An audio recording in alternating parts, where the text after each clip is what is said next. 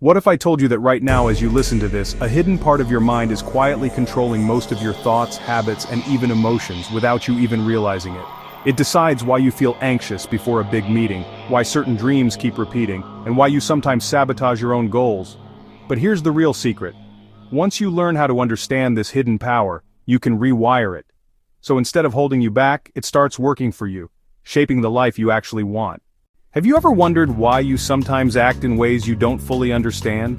Why certain fears, habits, or even moments of creativity seem to appear out of nowhere? It's as if there's a part of your mind quietly shaping your decisions, emotions, and behaviors long before you become aware of them. That part is your subconscious mind, an incredible silent partner influencing almost every area of your life. The subconscious isn't some mysterious or magical force. It's the part of your mind storing memories, patterns, and emotional experiences, shaping the way you see the world and respond to it. Every skill you've mastered, every fear you carry, every moment of intuition, your subconscious plays a role. And the fascinating part? Once you learn how to understand and work with it, you can begin to change long-standing habits, unlock creativity, overcome self-doubt, and create a life that truly aligns with who you want to be. Today, we're diving deep into how your subconscious works, and how you can unlock its power using practical, logical steps, without any complicated theories or dramatic language. Just real-world examples, simple explanations, and insights you can actually use in your everyday life. Imagine you wake up one morning and you find that many of the choices you thought you made freely were actually being influenced by thoughts, feelings, and memories you weren't even aware of. Maybe you choose coffee instead of tea, brush your teeth left-handed, or avoid calling a friend, all without consciously knowing why. Underneath all those small, often unnoticed choices, there lies your subconscious, an immense storehouse of perceptions, habits, intuitions, fears, desires, and beliefs. When we talk about unlocking your subconscious power, we mean learning how to recognize it, how to work with it, and how to harness it so it serves you instead of working against you. Every human being has this dual layer of mind, the conscious part that thinks, plans, decides, and evaluates in real time, and the subconscious, which processes enormous amounts of data behind the scenes. The subconscious is not some mystical force, it is simply the part of your mind that handles everything you learned earlier, skills, patterns, emotional responses, without requiring your full attention. Think of learning to ride a bicycle. At first you had to concentrate on balance, turning, pedaling, braking. With practice, those actions became automatic, your subconscious took over, so now you ride without actively thinking about each movement. That automatic capacity is powerful, and it isn't limited to physical tasks. In social interactions, for instance, your subconscious picks up on cues, tone, posture, facial expression, and helps you respond with empathy, warmth, or caution, often before you realize what triggered your reaction. If you ever enter a room and immediately sense tension, discomfort, or calm among people, that sense came from your subconscious processing subtle signals. Sometimes, however, your subconscious carries baggage, past traumas, rigid beliefs, self-doubt, unhelpful assumptions. You might have grown up being told that you're no good at public speaking, or internalized criticism about your weight, intelligence, or worth. Those messages often sink into your subconscious and shape later behavior, even when you consciously believe you've outgrown them. When you think, I shouldn't try that job, they'll judge me, or feel intense anxiety for no obvious reason, it's often because your subconscious is replaying stored beliefs or fears from earlier times. To unlock the power of your subconscious, you begin by bringing awareness to what lies below consciousness. One effective way is self-reflection guided by journaling. Imagine you write each evening. What decisions did I make today that felt automatic? Which reaction surprised me? What assumptions did I bring in when I judged someone, avoided a task, or felt a strong emotional response? Over time, patterns emerge. Maybe you always avoid conflict because somewhere in childhood you were punished for speaking up. Maybe you always accept less at work because early on you were told your ambitions were too much. These patterns are clues to subconscious belief systems. Another path is through mindfulness or meditation. Picture sitting quietly, focusing on your breath, and observing thoughts as they arise, not trying to change them, just noticing. When a thought like, I can't succeed, pops up, you don't judge it, you simply see it. That noticing weakens the hold that belief has on you because bringing something into awareness gives you choice. If you remain asleep in those beliefs, if you never see them, they continue to run your life. But when you see them, You begin to decide, do I accept this old belief, or do I test it, challenge it, and maybe replace it with something more useful? Real life offers many examples of people doing exactly that. Consider someone who's always been terrified of public speaking. They avoid workshops, dread meetings, freeze at presentations. Deep down they believe they will embarrass themselves, maybe because they once had a harsh judge in school. But if they reflect, talk about it, expose themselves gradually, they may begin to see that belief as separate from themselves, as a learned proposition, not an absolute truth. Through small steps, practicing speech in front of a mirror, volunteering for tiny roles, getting feedback, they change what their subconscious believes is possible. Over time, the anxiety lessens, confidence rises, and speaking in front of people becomes less threatening. The role of subconscious power shows up also in creativity.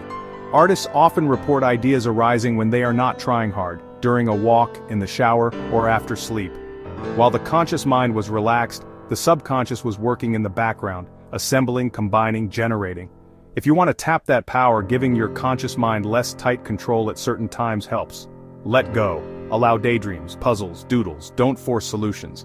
Your subconscious is uniquely good at pattern recognition, metaphor, synthesizing seemingly unrelated input. However, unlocking the subconscious isn't just about dissolving old blocks or allowing creativity. It's also about aligning your conscious goals with what your subconscious already values. Imagine you decide consciously that health is your top priority. You pledge to wake early, exercise, eat well. But your subconscious may have stored messages like good food is fattening, or exercise is painful, or I don't deserve to take time for myself. Those messages tug you away when fatigue, stress, or temptation appear. So part of unlocking your power is reprogramming those messages, to shift from exercise is suffering to movement energizes me, from eating healthy is restrictive to nourishing food supports me. Repetition is key. Affirmations, consistent small actions, and reinforcing new beliefs matter because the subconscious updates slowly. Dreams are another route into the subconscious. When regular thought patterns are less present, when sleep or just before sleep, it's easier to see what's hidden. You might dream of a situation that reflects inner conflict, a lost object, a chase, a familiar place. Interpreting dreams sensitively, not mechanically, can reveal subconscious anxieties, values, unresolved issues. For example, dreaming repeatedly of losing something might relate less to possessions and more to fear of loss of identity, relationships, or opportunity. Bringing that fear into awareness gives you more control. You can plan, heal, or change perspectives rather than feeling victim to recurring worry. There is also the influence of the subconscious on relationships, how you perceive others and how they react to you. Say you meet someone who reminds you, even faintly, of someone from your past, good or bad. Your subconscious may activate old templates. You expect praise or criticism, you anticipate support or betrayal. Because these templates shape your behavior, you may act guarded, needy, defensive. Recognizing that this projection is happening, seeing that you are reacting more to your past than to the present person, gives you freedom. You can choose to respond more openly, ask questions, test assumptions. That reduces misunderstandings, builds more authentic connections. Another real-life example involves habits. Suppose you notice that whenever you have a stressful workday, you go straight home and binge watching shows or eating sweets, even though you hate how you feel afterward. That sequence, stress leads to seeking immediate comfort, has become automatic because your subconscious has learned that this relief works. To change it, you first need to see that chain: stress, urge, action. Then you insert a different response.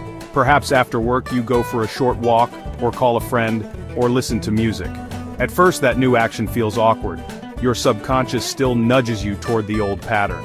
But if you stick with the new behavior often enough, that becomes normalized. Over time, the subconscious learns, when stressed, this healthier option too is acceptable, even preferable. It's important to maintain consistency and patience. The subconscious does not rewrite overnight. Beliefs formed over years, about self-worth, fear, identity, take time to shift. Setbacks will occur. You will sometimes lapse into old ways of thinking or acting. When that happens, it's not failure, it's feedback. Each time you catch yourself going back into old habits, you deepen your awareness. You learn more about how the subconscious is working. What helps is integrating conscious intention with emotion. I want to be more confident. If you decide, I want to be more confident, that's a fine conscious goal. but it may not stick unless your subconscious supports it. What feelings does confidence evoke? Perhaps safety, acceptance, competence? Visualizing situations where you feel those emotions, rehearsing them in your mind, helps. Feel them not only in thought but in bodily sensation, your posture, your breathing, your tone. When emotion, imagery, and physical cues align, they send powerful messages to the subconscious. Support systems matter too. Talk therapies like cognitive behavioral therapy, EMDR, or hypnotherapy can help you bring hidden beliefs and memories into consciousness, reframe them, and integrate new patterns. Friends, mentors, coaches who reflect you truthfully can help because they mirror what is sometimes invisible to yourself. Even feedback from others, what they notice in your reactions, your blind spots, helps illuminate what you may be operating from subconsciously. Over time, unlocking subconscious power leads to a more harmonized inner world, less inner conflict, greater alignment between what you say you want and how you behave, more flexibility, less fear of trying, more creativity, more authenticity. You begin making choices not from hidden fear or old wounds, but from your current values and aspirations. You respond to life with greater clarity. One final story might illustrate this process. Imagine a person named Sarah, who works long hours and is always anxious she isn't enough. She thought that anxiety came simply from external pressures. But when she reflected, she realized a recurring thought in her mind said, "If I rest, I'm being lazy," a belief she had absorbed from a parent. That belief made her overwork, deprived her of rest, strained relationships, and wore her health. Sarah started writing about it, noticing whenever she judged herself, doing short meditations where she allowed herself to rest guilt-free. She replaced the story "rest equals lazy" with "rest recharges me so I do my best work." Slowly her body stopped tensing when she paused. She found enjoyment in free time. She slept better. She made clearer decisions instead of always pushing. Sarah's subconscious belief changed because of consistent attention, small actions, and compassionate awareness. So here's the truth. Unlocking your subconscious power isn't about quick fixes or magical formulas.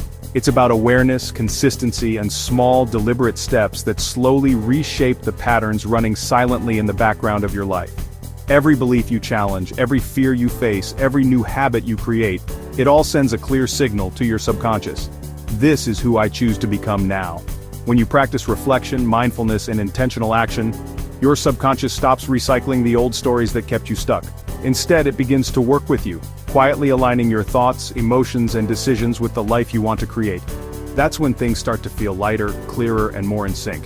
Not because life magically changed overnight, but because you finally rewired the engine driving so much of what you do. Remember, this power was never outside you.